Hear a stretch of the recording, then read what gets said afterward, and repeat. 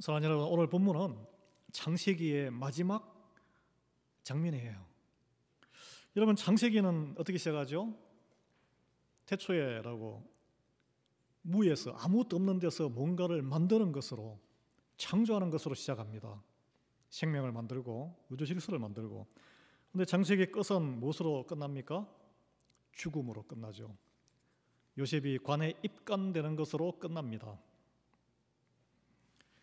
50장, 창세기 50장인데 이 가운데 가장 길게 배정된 것이 이스라엘의 이제 12지파의 조상이 되는 야곱의 12아들 형제들의 여러 가지 이야기가 무려 15개의 장에 걸쳐서 배정되어 있습니다.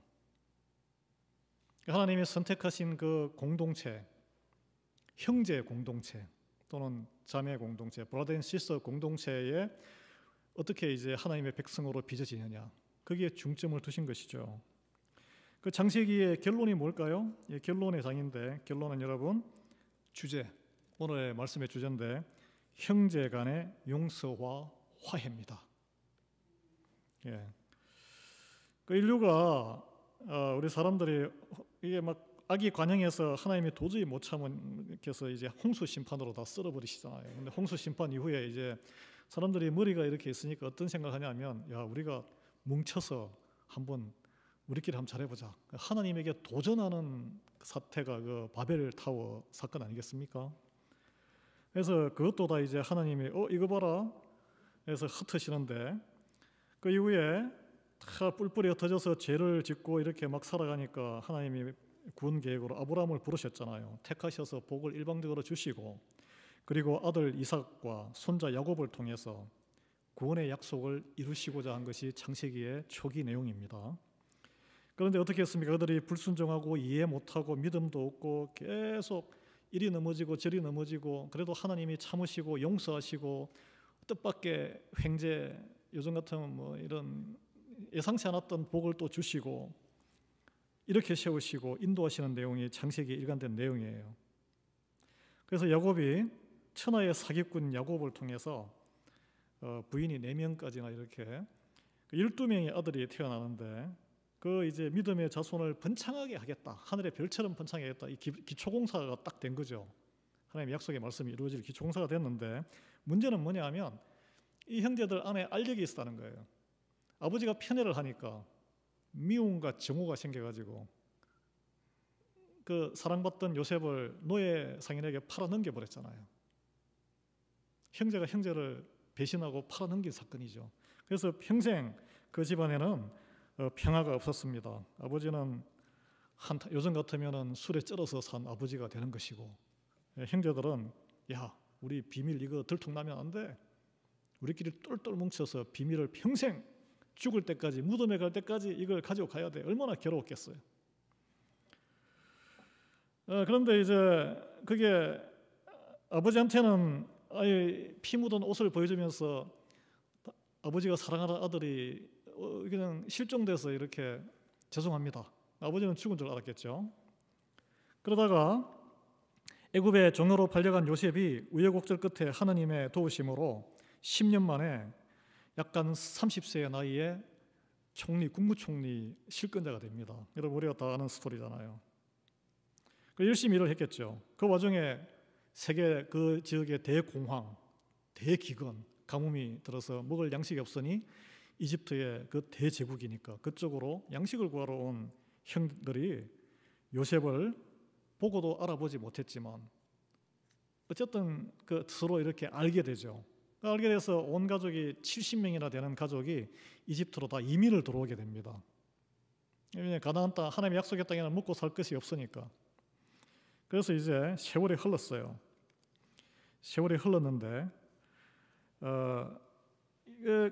그게 이제 17년이라는 세월이 흘러서 오늘 이 본문은 아버지 야곱이 이제 죽고 장사를 지낸 이 장례를 치른 다음에 일어난 사건이에요. 17년 동안, 그러니까 그 과거에 동생을 팔아먹었던 사건은 약 30년 전의 사건이에요. 30년이라는 긴 시간 동안 그 사건은 탁 덮여진 채 해결되지 않은 채 지금까지 지내온 것입니다. 그러니까 관계가 그렇게 뭐 겉으로는 좋지만은 껄끄러운 굉장히 불안한 관계 아니었겠어요? 그것이 오늘 회복되는 순간이에요. 온전히 치유받고 힐링되는 순간이 창세기의 결론입니다. 하나님께서는 하나님의 백성들, 형제 자매들이 온전히 화해한 공동체를 이루기를 원하십니다. 그게 창세기의 결론이에요. 그게 창조의 목적이에요. 우리를 형제 자매로 부르신 목적입니다. 어떻게 그게 될까요? 오늘 한번 보면은 이제 말씀을 통해 보면 첫 번째, 고백되지 않고 사죄함을 받지 않은 죄의 위력이 세월이 간다고 저절로 사라지지 않습니다. 그 죄의 위력은 끝까지 우리를 그림자처럼 따라다닙니다. 그림자, 해가 안 비치면 그림자가 사라져요. 없는 것처럼 보여요. 그러나 태양 밑으로 가면 그림자가 또 다시 휙 나타납니다. 마치 그와 같아요. 15절에 한번 보겠습니다. 요셉의 형제들이 그들의 아버지가 죽었음을 보고 말하되 요셉이 혹시 우리를 미워하여 우리가 그에게 행한 모든 악을 다 갚지나 아니할까? 17년 동안 잘 살았는데 아버지 그늘 밑에서 아버지가 탁 죽으니까 이 밑에 샥 깔아앉아 있던 게 샥 올라오는 거예요. 야, 이것 때문에 또 무슨 일 있는 거 아니야? 해결되지 않았던 자기들이 숨겼던 죄가 떠오르는 거예요. 30년 전에 노예 상인에게 팔아넘긴 사건, 쉬쉬하면서 다 덮고 지냈어요. 사과하지도 않았어요. 용서받지도 않았죠. 아버지가 있으니까, 같은 형제니까 아무리 제국의 총리, 막강한 권력자라도 아버지가 있는데 그 형제를 숙청하고 보복하겠습니까? 네. 아버지를 믿고 지낸 것이죠. 그런데 지금은 아버지가 이제 돌아가셔서 여전히 요셉은 당시의 최고 제국의 애굽의 막강한 권력자, 국무총리였고, 그러면 처벌하면 자기들은 꼼짝없이 당하는 거죠. 여러분, 이 죄가 해결되지 않고 남아있으면 사람은 보복의 두려움에 시달린다는 것입니다. 해결되지 않은 죄 문제는 이렇게 사람을 두려움에 떨게 합니다. 자유를 박탈합니다. 관계를 왜곡시킵니다. 그래서 어떻게 조치를 합니까? 이 형들이 요셉에게 감히 직접 가지 못합니다. 그만큼 두려움이 컸다는 거예요. 사람을 대신 보내요. 사람을 보내서 어떤 전가를, 메시지를 보내는데 그 메시지가 16절 17절입니다. 요셉에게 말을 전하여 이르되 당신의 아버지가 돌아가시기 전에 명령하여 너희는 이같이 요셉에게 이르라. 내 형들이 내게 악을 행하였을지라도 이제 바라건대 그들의 허물과 죄를 용서하라 하셨나니 당신 아버지의 하나님의 종들인 우리 죄를 이제 용서하소서. 한 30년 흘렀는데 사실 이런 죄를 용서하십시오, 해주세요, 동생님, 총리님 이런 말을 언제 해야 되는 겁니까? 17년 전에 했어야 되는 거죠. 처음 만났을 때 다시 그때 총리와 이민자 그런뱅이지만은 환대할 때 그때 엎드려서 내가 그때 어릴 때 우리가 철이 없어서 그런 일을 했다, 용서해달라고 그때 빌었어야 되는데 그렇게 하지 않았다는 거예요. 근데 17년간이나 버티고 모른 척 하다가 이제야 해요. 왜 그럴까요? 아직도 내한테 껄끄러운 이 죄 문제, 숨기고 비빌 언덕이 있기 때문에 그런 거예요. 아버지가 보호막이 있기 때문에 모른 척해도 넘어가. 내가 왜 그런 수치를 당해? 그리고 오늘 저는 이 말씀을 보면서 이 형들이 아버지의 유언이야라고 사람을 보냈는데 이 아버지 유언이라는 건 거짓말일 가능성이 훨씬 많다고 생각해요. 유언이면은 다 자식들한테 다, 그럼 이런 유언을 요셉한테 직접 이야기하죠. 왜 사과를 해야 될 자기 큰애들한테 이야기를 하겠어요? 야, 요셉아 이리 와봐. 그런 일이 있었다는 걸 내가 들었는데 네가 더 잘 됐으니까 네가 용서해. 아버지가 그렇게 말씀하지 않겠어요? 거짓말이에요, 거짓말. 아버지에게 살아생전에 아마 자기들이 아버지가 가장 사랑했던 요셉을 노예 상인에게 팔아넘겼다는 이걸 고백했겠어요? 저는 고백 안 했다고 생각합니다. 고백했으면 다리 몽둥이가 부러졌을 거예요. 고백했으면 당장 아버지가 개입했겠죠. 그 문제를 해결하기 위해서. 그런 얘기 없잖아요. 지금 이제 아버지가 죽었으니 죽은 아버지를 팔아서, 아버지는 내가 했다 안 했다 입증할 수 없잖아요. 이제 돌아가셨으니까. 죽은 아버지를 팔아서라도 구차하지만 자기의 과거의 죄로 인한 보복의 가능성을 줄이기 위해서, 그 두려움에 벗어나기 위해서 이런 수를 쓰는 것입니다. 이 얼마나 절박한 상황인지를 우리는 느낄 수 있어요. 여러분, 우리는 어떻습니까? 저는 어때요? 저도 마찬가지로 목사라도 버틸만 하면 끝까지 버팁니다. 아내와의 관계에서 뭐라고 이거 어디 갔지? 그러면 우리가 어떻게 대답해요? 내가 안 그랬어. 이렇게 하잖아요.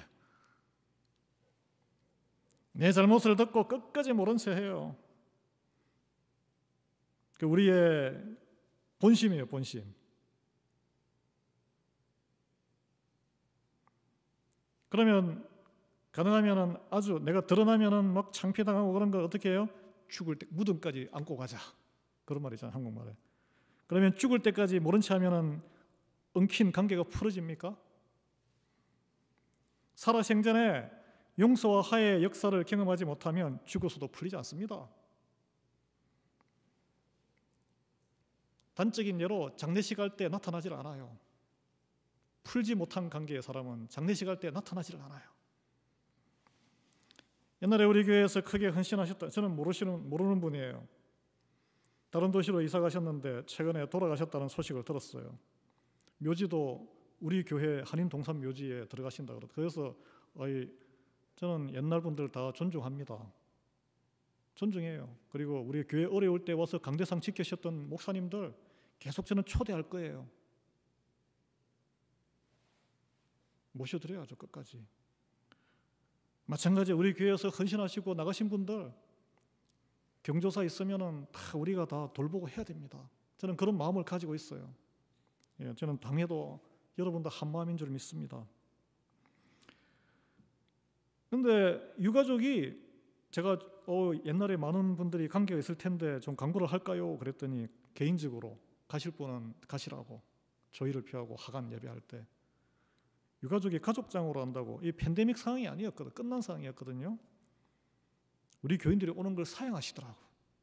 저는 굉장히 의아했습니다. 그 사실이. 의아했어요. 왜 그러실까? 그런데 이건 뭐 추정이지만 과거의 불편한 관계 가운데 화해를 이루지 못하고 이곳을 떠나실 때 그런 역사가 있어서 그 이후에 용서와 화해를 이루셨으면 좋은데 그러지 못하고 그 기회를 누리지 못하고 돌아가신 거예요. 안타까운 일이에요. 이런 일이 앞으로는 있어서는 안 되겠다라는 생각을 하면서 제가 기도를 했어요. 예수님께서도 마태복음 18장 18절에 보면 이런 말씀하세요. 진실로 너희에게 이르노니 너희가 땅에서 매면 하늘에서도 매일 것이요 무엇이든지 땅에서 풀면 하늘에서도 풀리리라. 땅에서 안 풀면 하늘에 가서 하나님 같이 하나님 앞에 주님 앞에 있는데 거기서도 서로 이게 말이 안 되잖아요. 이게 여러분, 야곱의 아들들이 왜 이제서야 요셉에게 동생에게 용서를 구하려고 적극 시도합니까? 이제는 더 이상 피할 곳이 없는 막다른 골목에 내몰렸기 때문에 그래요. 막다른 골목, 세상적으로 막다른 골목. 아버지가 돌아가셔서 더 이상 숨을 곳도 없고 방패도 없습니다. 그리고 이제 애굽 생활이 17년, 여러분 17년 정도 지나면 이제 이민 생활도 안정이 되잖아요. 자식도 여기서 다 자라고. 뭐 도망을 가겠어요, 다른 데로? 저 먼 나라로? 못 갑니다. 그래 또 요셉이 뭐 은퇴해가지고 권력이라도 없으면 상관없는데 아직도 막강한 권력을 휘두르고 있지. 이제 빼도 박도 못하는 거예요. 과거에 그 죄를 물어온다면은 나는 파리 목숨이구나. 이 절박한 마음. 해결되지 않은 죄로 인해 풀리지 않은 관계에 남아있을 때 여러분께서 여러 정황상 이 문제 더 이상 피해 나갈 수 없구나. 하나님의 해결을 원하시는구나. 그런 걸 느끼면 그게 바로 축복이라는 축복. 땅에서 해결해라. 그 말씀을 주시는 거예요. 관계 회복을 위해 요셉의 형들이 어떻게 했습니까? 그들이 먼저 비굴하지만 죽을 용기를 내었습니다. 죽기보다 싫겠지만 살려면 어쩔 수 없는 거예요. 한국말에 원수는 외나무 다리에서 만난다는 말이 있습니다. 외나무 다리 원수를 만나면 살 길이 무엇입니까? 거기서 맞받아 싸웁니까? 납작 엎드려야 돼요. 이렇게 엎드려서 사지 투채딱 하면은 밟고 지나가세요. 원수한테 밟고 지나가시라고. 그럼 원수의 마음이 풀려가지고 밟고 지나가면 나는 아프죠. 자존심 상하죠. 밟고 지나가면 나도 살고 원수도 살고 다 사는 거예요. 근데 이게 요셉이 어떤 반응을 보였습니까? 사람을 보내가지고 아버지가 이런 유언을 남겼다. 그럼 여러분 어떻게 하시겠어요? 진상조사단을 만들어야지. 진짜인가? 거짓말인가? 무슨 글이라도 있나? 그럴 권력이 있잖아요. 특별검사 보내가지고 딱, 아니면 사설 탐정 보내. 그래? 형들이 거짓말, 나 지금 속이는 거 아니야 지금? 뭐 처음에 믿겨지겠어요? 그 사건이 딱 떠오르면서 트라우마가 또 확 올라오겠죠. 그렇지. 저 형들이 아직까지 나에게 사과한 적도 없지. 그런데 요셉은 특이하게 반응했어요. 그러지 않았어요. 그들이 그에게 하는 말을 들었을 때, 이게 이 소식을 전해온 이 전달꾼의 이야기를 들었을 때 울었어요. 울었어. 이게 조사를 실시해서 이게 사실인지 아닌지 그런 근세를 갖췄는데 요셉이 시시비비나 사실 여부를 따지지 않았다는 거예요. 울었어요. 근데 이 울었다는 이 반응이 또 굉장히 빨리 형들에게 전달이 되지 않았겠습니까? 어떻게 반응하는지를 떠보기 위해서 사람을 보냈을 테니 형들이 기회를 놓치지 않고 바로 달려와서 납작하게 엎드렸어요. 살려달라고 싹싹 비는 형국입니다. 19절인데 그의 형들이 또 친히 와서 요셉의 말에 엎드려 이르되 우리는 당신의 종들이니이다. 우리말로 하면은 총리각하, 저희들의 죄를 제가 압니다. 그저 처분에 맡깁니다. 죽여 주시옵소서, 통촉하옵소서. 이렇게 납작 엎드리고 마음속으로는 동생 제발 우리 좀 불쌍히 생각하고 우리가 무슨 내가 잘못했으니까 제발 좀 살려줘. 이 좀 비굴하게 엎드리는 거예요. 우리는 벌을 받더라도 처자식만은 용서해 주오 동생아. 이런 마음이 있지 않았겠습니까? 그런데 요셉이 형들이 이렇게 납작 엎드려서 이렇게 비는 걸 보고 이렇게 대답해요. 그들에게 이르되 두려워하지 마소서, 내가 하나님을 대신하리이까. 자기가 처벌할 수 있는데, 피눈물은 내가 흘렸는데 복수할 수 있는 이제는 능력도 있고 근세도 있고 원수를 갖고 처벌한다고 해서, 죄를 묻는다고 해서 아무런 비난받을 일이 없는데 내 손으로 하지 않고 하나님께 돌리겠다. 원수 갚는 것은 하나님께 돌리겠다는 선포예요. 여러분, 때려 죽이고 싶을 정도로 미운 감정이 어떤 사람이 일어난다면 이런 마음과 이런 반응이 저와 여러분에게 나오기를 예수 그리스도의 이름으로 축원합니다. 두려워하지 마소서, 내가 하나님을 대신하리이까. 이 반응에서 요셉이 왜 눈물을 흘렸는지 저는 미루어 짐작이 할 수 있습니다. 그것은 저 형들 너무 불쌍하다 이렇게 울었을까요? 아니에요. 연민의 눈물이었을까요? 아닙니다. 아니면은 드디어 내가 오랫동안 기다렸던 30년 동안 기다렸던 나의 엉거리진 한이 풀어지는구나. 내가 이겼구나. 승리의 눈물일까요? 감격의 눈물일까요? 여러분 어떻게 생각하세요? 여러분이라면 그것도 아니란 거예요.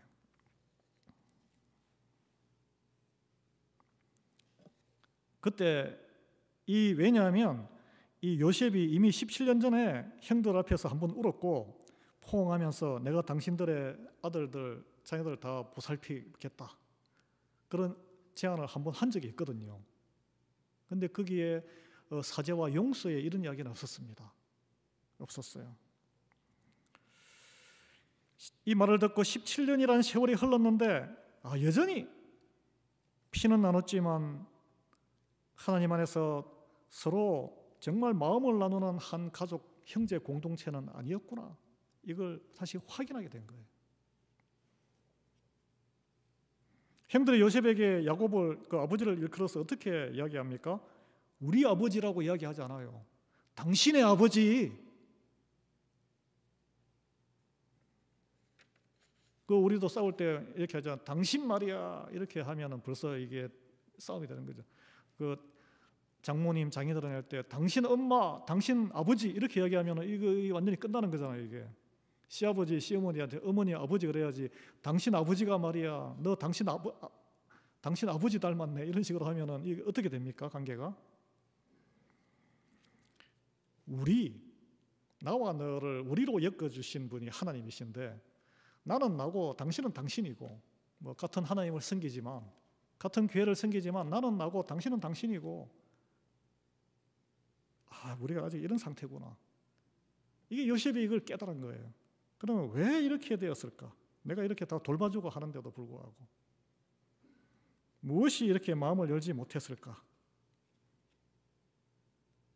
그것은 해결되지 않은 죄, 사과하지 못한 죄, 용서받지 못한 죄 때문에 그렇다는 거예요. 서로의 죄를 용서하지 못하고 그냥 덮어서 세월만 보낼 때는 형제 자매의 온전한 관계가 회복되지 않습니다. 그 죄를 씻어내고 흘러보내기 위해서 예수님이 못 박혀 죽으신 거예요. 네. 여러분, 요셉이 똑똑한 사람이에요. 똑똑하니까 30에 지금은 미국 같은 나라의 이 국무장관이라든지 뭐 하여튼 관할하는 그런 장관이 된 거죠. 예. 그러면은 지금 17년이 지났으니까 그 전에 한 10년 정도까지 해서 한 20년 이상 총리를 했으니 인간관계 얼마나 알겠습니까? 척하면 하고 아는 거죠.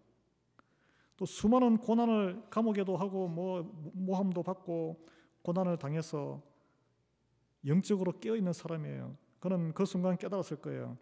내가 17년 동안 다 돌보고 했지만 형님들의 그 고통과 눈높이까지 내려가서 배려를 못했구나. 그 죄에 얽매여 겪었을 형들의 고통을 이제서야 보게 된 거예요. 그 형들이 여전히 나를 공포, 두려움의 대상으로 생각하는구나. 형제로 생각하지 않는구나. 내가 내 세상적인 이런 자리 이런 것 때문에 지위 때문에 벽을 쌓고 있었구나. 형들이 다가오지 못했구나. 나의 교만과 죄성을 그때 깨닫게 된 거예요. 그래서 그의 눈물은 인간적인 슬픔, 동정의 눈물이 아닙니다. 자기 죄를 보고 애통해야 하는 회개의 눈물이에요. 회개의 눈물. 여러분, 용서는 우리가 할 수 있고 사람이 하는 것이지만 용서의 능력은 우리 안에서 나오지 않습니다. 하나님이 주시는 거예요. 요셉이 과거 30년 전의 사건을 들추어 제사함을 요청해오는 형들에게 인간적인 정 때문에, 나의 인격 때문에, 나의 지위 때문에 당신을 용서하겠어 이렇게 말하지 않았어요. 그러면 처벌, 형벌을 딱 내리고 사면권을 행사하면 되죠. 사면권 행사하면 돼요. 클린업. 요셉의 입장에서 보겠습니다. 10대 때 그 청천벽력 같은 형들에게 배신당하는 노예에 팔렸던 사건을 평생 잊을 수 있겠어요? 용서 가능하겠어요? 저는 인간적으로 불가능하다고 생각해요. 용서하는 척 이렇게 포장할 필요도 없는 거예요. 절대 용서할 수 없다고 그는 솔직하게 또 오늘 본문을 자세히 읽어보면 사실 고백한 것과 같습니다. 왜냐? 인간적으로 형들을 위로하는 코멘트가 하나도 없어요. 우리가 보통 이런 말 하면 이러지 않겠습니까? 아이고 형님 무슨 말씀이세요? 형님들 다 지난 일인데요. 뭐 새삼스럽게 그 일을 들춰내고 그러세요. 아버지 장례 치른다고 다 고생했는데 우리 집안 식구들끼리 다 모여서 잔치나 한번 하고 몸보신이나 합시다. 과거는 그냥 다 흘려보내고 묻어버리고 자자자 어서 일어나세요. 왜 무릎 꿇고 그러세요? 이러지 않았다는 거예요. 요셉이 애굽에서 우리가 알듯이 그 경호대장 집에 노예로 팔려서 열심을 다했는데 그 경호대장 아내의 그 성적인 유혹에 모함을 받고 또 감옥으로 수년간 죄수로 억울하게 살아가는 동안 그 추락하는 인생의 바닥 가운데에서 사망의 음침한 골짜기에서 하나님을 붙들고 놓치지 않았습니다. 그래서 환경의 그 고난을 자기의 성결을, 거룩을 키우는 인간의, 그러니까 우리로 말하면 리더십을 키우는 그런 기회로 선용한 거예요. 하나님이 그를 고난 가운데 정금으로 빚으셔서 30점에 애굽 총리를 세우고 출애굽길을 달리고 있을 때 그가 이제 모든 게 다 해결됐잖아. 자기도 잘 살고 출세하고, 그리고 잊어버리고자 애를 썼어요. 그 과거의 그 아픈 일을. 왜냐하면 이제 결혼해서 아들을 낳았는데 아들 이름을 므낫세라고 지었어요. 이게 창세기 41장 51절인데 하나님이 내게 내 모든 고난과 내 아버지의 온 집을 잊어버리게 하셨다. 내가 이제 그 아들을 키우는 즐거움으로 그걸 내 잊어버리겠다. 내 머릿속에 꽉 잡고 있는데 내 아들을 보고 아들이 성장하는데 애정을 쏟음으로써 그걸 좀 지워버리고 싶다.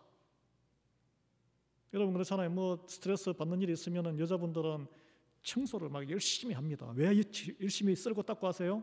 거기에 집중해서 잊어버리기 위해서 그래요. 남자들은 일을 열심히 해요. 더 그렇잖아요.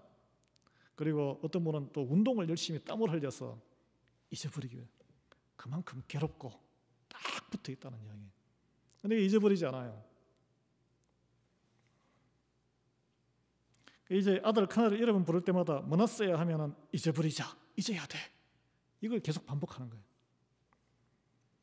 자기 암시, 이거는 절대 못 잊고 있다는 증거입니다. 우리 이런 그 죄와 얽혀 있는 것은 인간의 노력으로 잊히지 않습니다. 하나님의 이 화해와 제사함에 이런 은혜가 있어야 흘러간다는 거예요. 그 사람은 잊기가 힘들어요. 20절에 보면 같이 한번 읽어보겠습니다. 20절 우리 화면 한번 띄워보세요. 같이 읽겠습니다. 당신들은 나를 해하려 하였으나 하나님은 그것을 선으로 바꾸사 오늘과 같이 많은 백성의 생명을 구원하게 하시려 하셨나니. 아멘. 우리 신앙생활을 평탄히 할 수 있어요. 그러나 배신도 경험하고 갈등도 경험하면 하나님의 예수 그리스도로 은혜로 인해서 거기에서 참고 인내하고 기도하고 화해의 기쁨이 어떤 것인가, 용서의 축복이 어떤 것인가를 우리가 경험할 수 있으면 믿음이 더 성장합니다. 그래서 예수님은 reconciliation, 화해자예요. 화해자.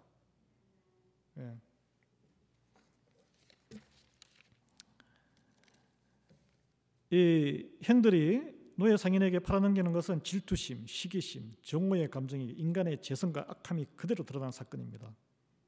그래서 요셉이 그러잖아요. 형들은 악을 행했어. 나에게 선포하는 거예요. 당신들 죽을 짓 했어. 잘못했어. 그러나 하나님께서 그 과정에 하나님을 만나고 하나님이 왜 그런 일을 내가 하나님께 전적으로 의지하고 사는데 이런 일을 벌이셨을까? 택정하신 자녀들의 갈등과 악함을 통해서 더 많은 생명을 구원하는 선을 이루시는 분이시구나. 하나님의 이 사랑을, 뜻을 선포하는 거예요.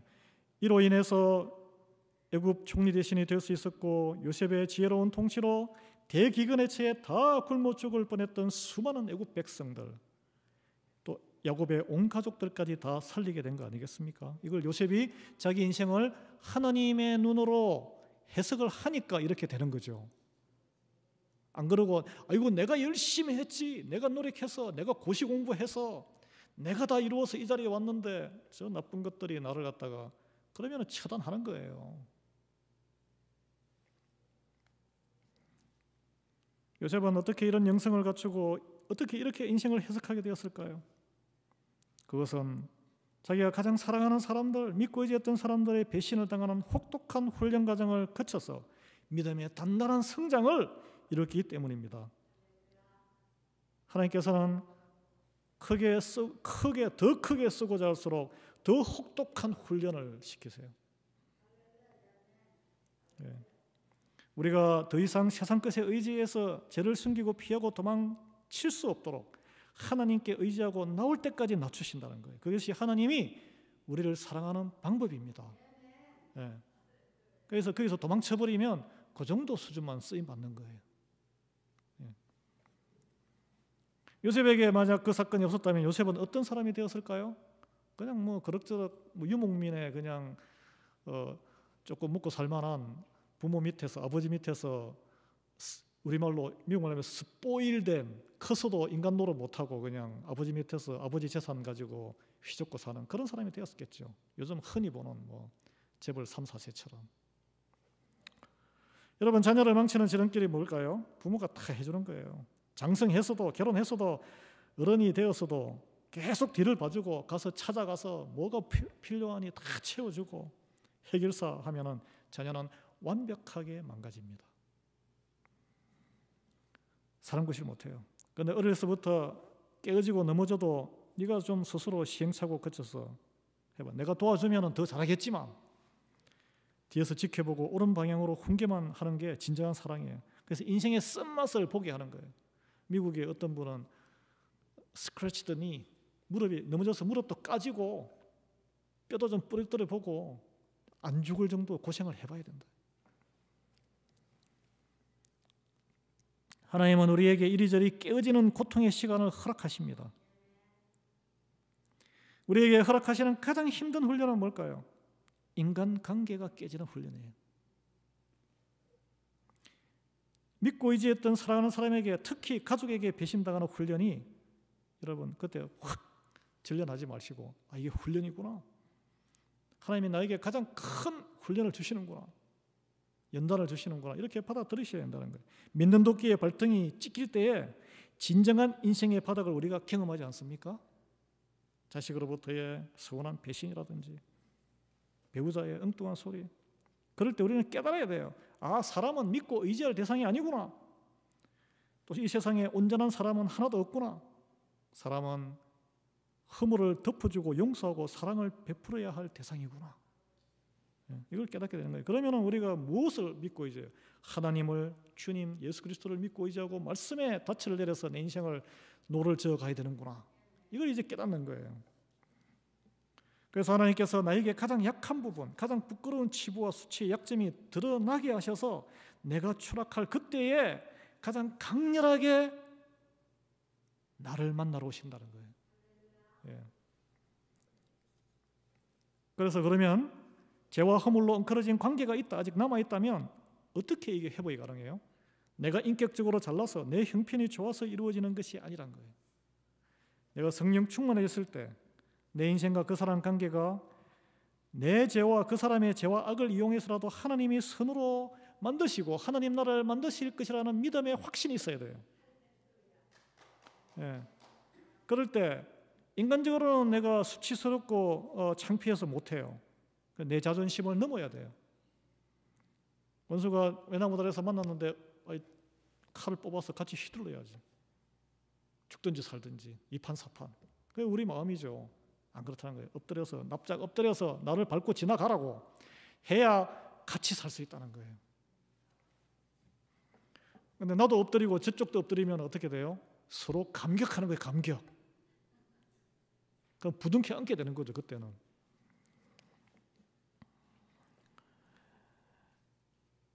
그런데 이제 우리는 여전히, 저는 여전히, 저도 마찬가지고 세상적으로 뭔가 피하고 숨을 곳이 있으면, 지푸라기라도 있으면 그것을 가리고 숨고 싶은 것이 우리라는 것을 인정합니다.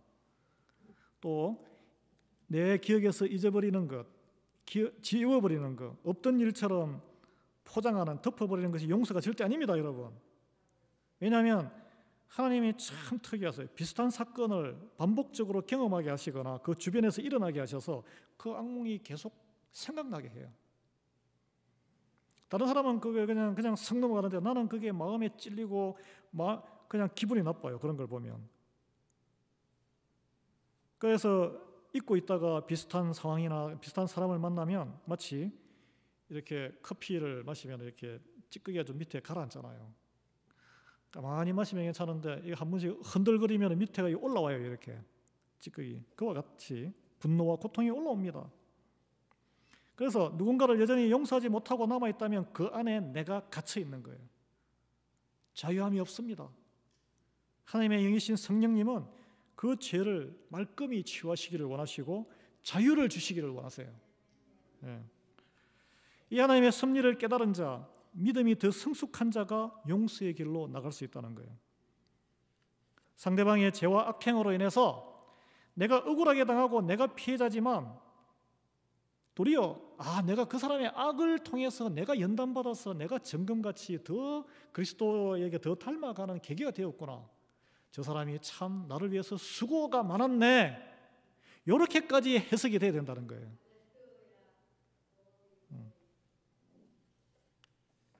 그러면 이제 믿음의 최고 수준이 뭡니까? 인간적으로는 도저히 용서가 안 돼요. 용서 안 되지만 하나님의 뜻 안에서 용서가 가능하다는 거예요. 그러면 그때 용서는 무엇입니까? 평상시의 용서는 내가 이 정도까지 용서를 하니까 내가 더 훌륭하고 인격이 좋은 사람이지. 허무 내 이름이나 내 인격, 내 체면 때문에 용서하는 게 아니고 나는 그 정도 되는 인간이 아니지만 예수 그리스도의 이름 때문에 내가 믿는 주님 때문에 하나님 나라 때문에 용서하는 거예요. 그게 오늘 요셉의 용서입니다. 그리고 또 마지막으로 용서하는 자가 용서받는 자를 도리어 케어링, 돌보는 이 놀라운 일이에요. 이거 보십시오. 21절에 당신들은 두려워하지 마소서 내가 당신들과 당신들의 자녀를 기르리이다 하고 그들을 간곡한 말로 위로하였더라. 어떤 이런 일이 이 용서는 물질적인 보상까지 포함되어 있다는 거예요. 여러분 세상적인 논리는 어떻습니까? 잘못한 사람이 합당한 처벌과 고통을 받아야 되는 거예요. 그게 정의예요. 하나님 나라의 정의는 다릅니다. 잘못한 사람이 끼친 손해에 대해서 물질적인 손해배상까지 더 토해내야 됩니다. 정신적인 보상. 내가 얼마나 정신적인 고통을 당했는데 너 때문에. 잘못한 사람이 다 해야 되는 거죠. 그런데 오늘 보십시오. 잘못은 형들이 다 하고 피해, 정신적인 평생의 피해는 누가 받았어요? 요셉이 받았는데 누가 물질적인 보상과 위로를 합니까? 피해받은 사람이 가해자에게 하고 있어요. 이게 뭐 이런 일이 다 있어요, 이게.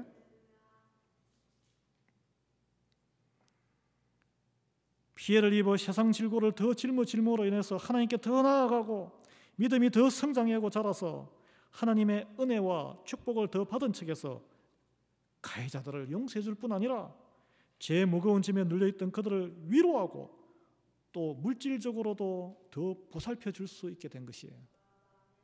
그럼 이게 바로 세상 나라와 다른 하나님의 나라 복음의 역설입니다. 예. 이게 예수 그리스도께서 우리를 통해서 이루고 싶은 나라예요. 저는 저와 여러분이 이런 멋진 용서의 주인공으로 살아가기를 소망합니다. 예, 말씀을 맺습니다. 장세기의 결론은 결코 잊을 수도 용서할 수도 없는 형제들의 죄악과 배신을 용서하기까지 이르는 이 용서예요. 용서하고 나아가서 그들을 보살피고 위로하기까지 하는 것이 창세기의 결론이에요. 여러분 하나님의 나를 죽이고 덤벼들었던 이들까지 이거 이제 원수라고 그러죠. 용서하고 위로까지 하는 것입니다. 그럴 능력을, 그럴 믿음을, 그런 또 재력까지 하나님이 주시는 줄 믿으시기 바랍니다. 예. 그래서 예수님은 제자들에게 너희는 서로 사랑하라고 유업을 남기셨죠. 서로 사랑하는 공동체, 용서하는 공동체예요. 용서할 때 원수까지 사랑할 수 있는 능력이 우리에게 주어질 줄 믿습니다. 사랑하는 여러분, 나에게 악을 행한 사람과 아직 회복되지 않은 관계가 있다면 아직 내 마음으로 받아들여지지 않더라도 하나님의 뜻을 세우기 위해서 순종하는 마음으로 그를 용서하고 나아가서 간곡한 말로 위로하고 또 돕는다면, 나가 그거 필요한 것을 돕는다면 세상이 놀라고 하나님을 흐뭇하게 미소짓게 하는 그런 멋진 믿음의 주인공이 우리 모두 되기를 예수 그리스도의 이름으로 축원합니다. 예, 기도하고 찬송 부르겠습니다. 하나님 감사합니다. 오늘 이 말씀 가운데 우리에게 남아있는 아직 풀리지 않은 메인 것을 성령님 개입하셔서 더 풀어지게 하옵소서. 우리가 먼저 위로하고 그들을 도와서 하나님의 나라가 어떤 것인지를 알고 깨닫게 은혜 베풀어 주시옵소서. 예수 그리스도의 이름으로 기도합니다. 아멘.